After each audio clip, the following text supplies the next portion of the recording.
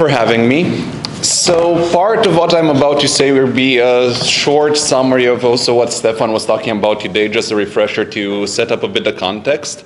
And I want to start by highlighting the fact that in recent decades, classic transhumanism, so the way transhumanism is commonly understood when you look at it through a Silicon Valley, blockbuster movie type of perspective, is slowly turning from just future speculation into a techno-scientific discourse, an ethical discourse, and it's becoming tangible in policy and also in various manifestations within the world around us. Now, broadly defined, transhumanism is a movement and a philosophy that aims to transform the human into a state beyond which it is now. And we can look here at enhancing intelligence, at enhancing physical abilities, and at extending life. Well, many would want it indefinitely. There's even discussions of immortality, right? Now, this sort of post-human figure that transhumanism class, as in its classic form wants to create, is a godlike figure. So any properties that you can imagine we were giving in the past to various deities, we want to transpose them into humans now in the future. And what we can see with this is that transhumanism is slowly but surely becoming, well, my argument is actually that it already is. It's not becoming, it's something that it actually is at the moment. A sort of religion, but a materialist religion, right? So we're not having discussions about the spirit anymore, but we're still seeing structural analogies that religions would use to manifest in current classic transhumanist practices. A good observation on this comes from Harari, who argues that Silicon Valley is where the most important religious ideas of today are originating. Okay, and what he's saying is that these techno-utopian ideologies function actually as nascent secular religions. And you have many themes that are similar. So if you're thinking about, colonizing new worlds, spreading ourselves, defeating death, uploading our minds, like sort of digital immortality, insanity. This is really becoming to look like the promised land of various religions, or echoing eternal life that you can have, after death. Just that you don't need to die anymore. Just upload your mind to the silicon. So, and we also have these sort of messianic figures, right? We're looking at Ray Kurzweil, we're looking at Elon Musk, we're looking at Sam Altman, like any sort of tech gurus, and they have a huge following, and their following is in awe and reverence when it comes down to whatever pronouncement they make. Like their pronouncements are treated almost like prophecies. So when Elon Musk says we're going to have, 1,000 people on Mars in I don't know how many years, nobody thinks about this from his followers like, is this possible? Is this plausible? It's like, this is going to happen, and this is the future that humanity needs to head towards. So I will try to sort of elucidate a bit in this brief talk how we got here. So I'm going to look at how the term transhumanism changed its meaning throughout the eons, and then look at what elements of religion, I already mentioned a few, but I'm going to look in a more structured way at 4 elements of religion, how they manifest. So we're talking about cosmic expansion. We are going to be looking into digital immortality.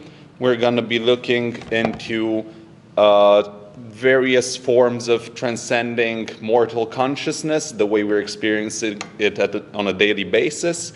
And we're going to look into this sort of charismatic authority and myth makers that are somehow controlling the classic transhumanist realm and pushing it forward in its, religious structure.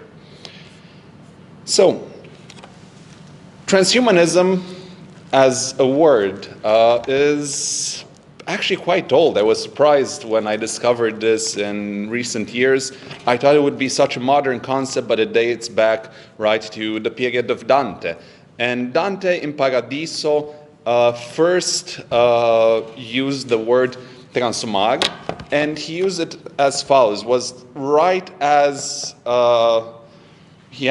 as the main character would enter paradise, and the first experience of the ineffable from a mortal's perspective, Dante said, transumag significar per verba, non si poria. So to soar beyond the human cannot be described in words. This was a sort of, transumag was used as a word to exemplify a mystical experience here. So it wasn't about transcending one's humanity in the way that current transhumanists are imagining it. It was going beyond human limits, but in connection to the divine.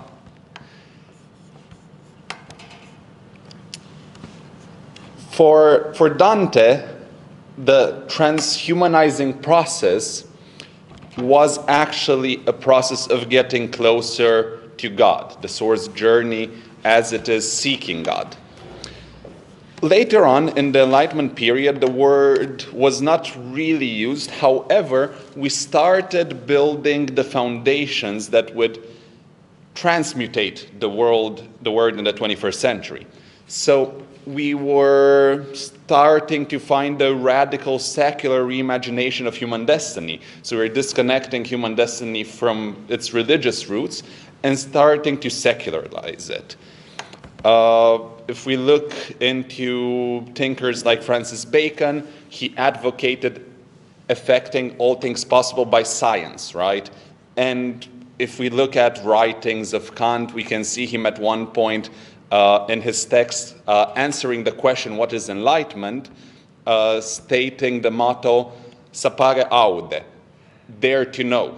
So we started moving our telos away from this sort of desire to spiritually enhance ourselves, to transcend human constraints by closeness to God, to transcending human constraints by seeking knowledge.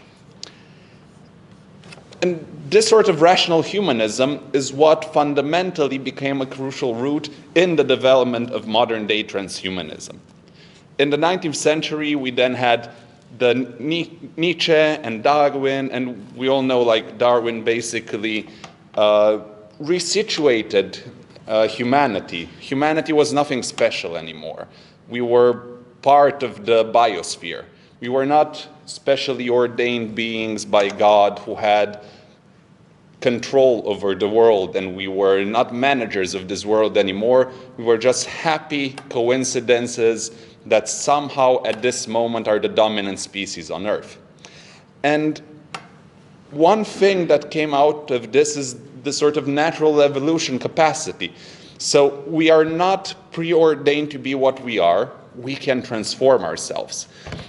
Nietzsche took this idea decades later and transformed it, but not in a biological sense in the way transhumanists are using it nowadays when they're talking about the transhuman, the post-human, whatever, but in a more, let's say, cultural form. It was, man is something, I'm citing here, man is something that shall be overcome. What is the ape to man? A laughingstock or a painful embarrassment. And man shall be that for the overman, a laughingstock or a painful embarrassment. This is what Nietzsche declares in Das Volk Zarathustra. It's the Übermensch, when it's discussed, it's not about using technology to transcend man. It's about having more will. It's about quasi-spiritual evolution, but that does not require a dualist setting, because we don't have a God anymore. So the way we're going to evolve is by bettering ourselves and by getting rid of sort of structures that were keeping us in place. So we are moving forward, we're not moving upwards anymore, and the forward movement is becoming a cultural sort of personal development issue. Now, in the mid-20th century, we have Julian Huxley, who, as Stefan mentioned yesterday, coined the term transhumanism. And in 1951 is when he actually coined it in New Bottles for New Wine. And he says that the human species can right now, if it wishes, transcend itself, not just sporadically, an individual here in one way, an individual there in another way, but in its entirety as a humanity. And he also coined his approach to this transhumanistic philosophy as evolutionary humanism. So we've now seen how we've made the turn away from humans transcending through connection to God, to humans transcending through their rational capacity by controlling themselves and controlling the culture around them, to humans transcending by controlling everything fundamentally. We can control the weather, we can control our genes, we can control the world itself.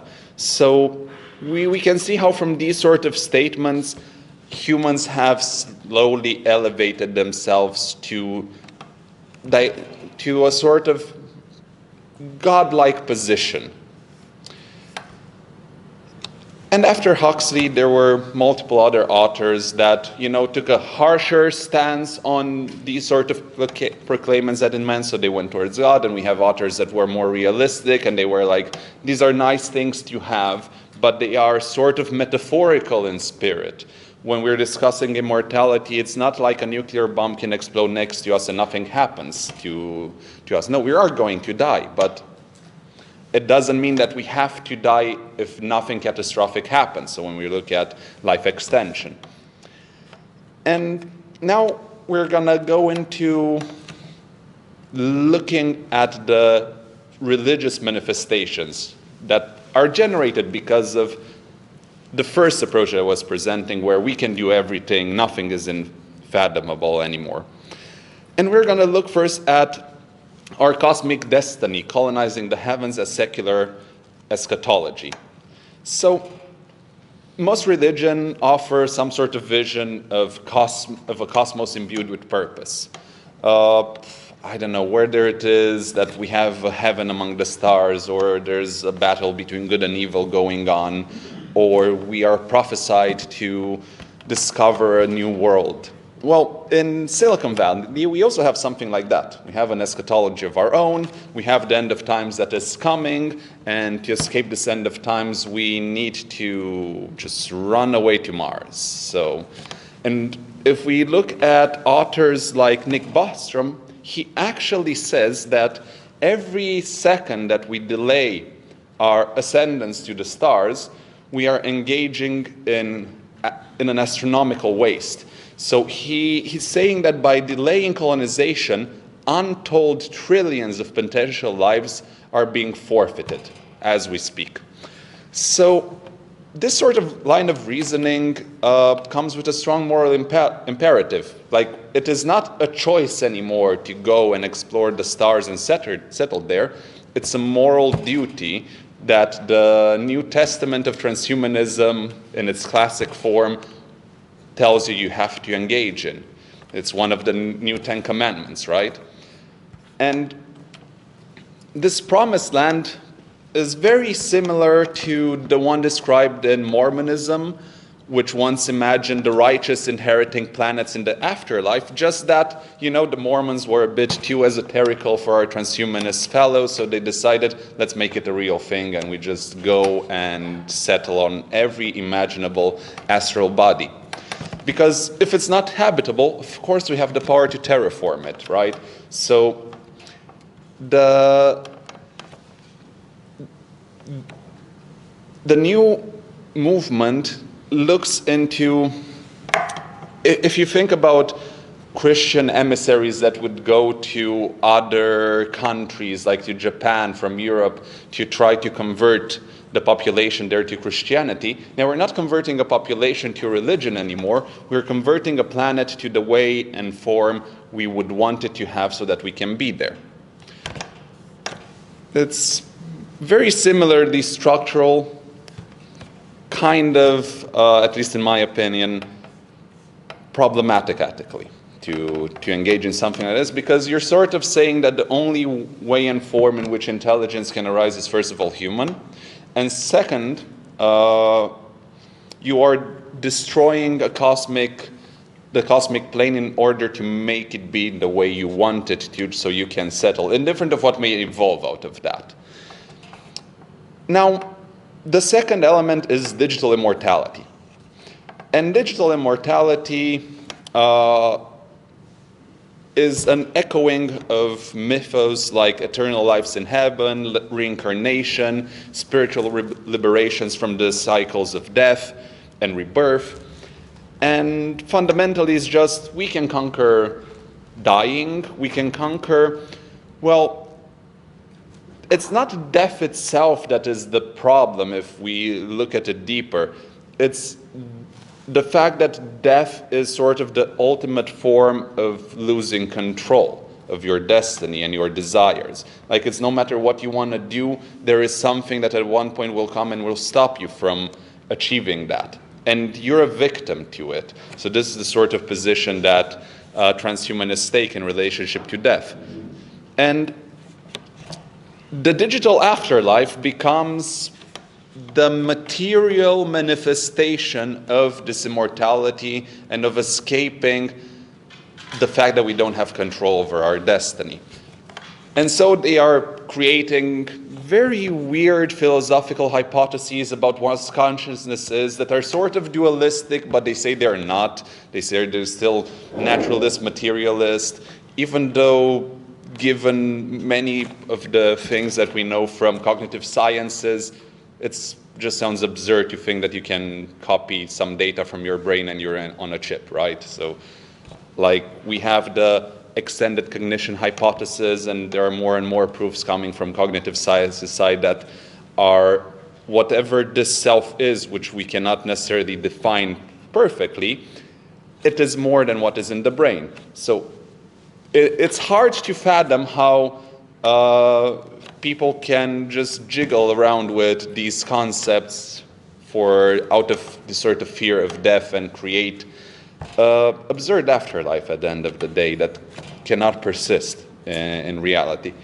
And the main proponents of these sort of things are, well, of course, we have people like Ray Kurzweil, we have Hans Moravec, we have the Thiels, the Musks, and everyone around there. Now, if mind uploading is not your gist of the internal life, don't worry, we have another one. So we come with a second offer, which is cryogenics. So we're going to freeze you, and then we are going to come back to life in I don't know when. Now, depending on how rich you are, we can freeze your whole body or just your head, because again, like, you are fundamentally limited to a brain that we can maybe even put in a jar. And that solves the problem. So in many years from now, you will transcend your mortal body by us sewing your head to another cybernetic entity. So we have two flavors of immortality for sale at the moment. A third flavor of immortality is what death escape velocity. That's how it is being called. Death escape velocity is basically, we have a certain rate of progress within medical sciences, and we believe that if you can stay alive until a certain point, medical progress will outpace your rate of dying. So if your rate of bodily decay is slower than the rate of dying, of course you're going to live forever, because medical progress can heal your body.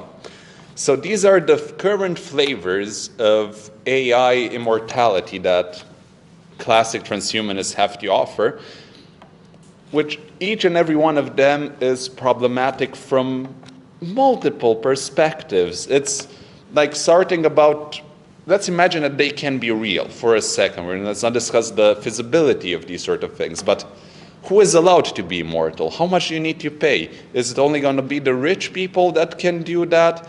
What is the meaning of our lives if all we're trying to do is not die? Are we supposed to lead life in fear that we will decrease our that we will increase our bodily decay at a faster rate than medicine? What form does the good life take under these sort of assumptions? I'm going to try to go a bit faster since I think I have 5-10 more minutes. 5. Okay. Now, the third element is transcendence itself, right? So we have trans means beyond, and then we have human, and it's about transcending beyond the human. So we have things like post-humanity, we have humanity 2.0, we have humanity plus, we have so many ways of describing this sort of new human being. But what the arrival of this new human actually refers to is sort of analogous to once you are there, you're in the kingdom of God, you have stopped suffering, you have stopped ignorance, and perhaps even your individuality as you know it will be transcended to technology. Like we can imagine things like a Borg hive mind or being connected through neural link at anyone. There is this really cool scene in Brave New World, a TV series where you can look through each other's eyes and hear what other people are saying.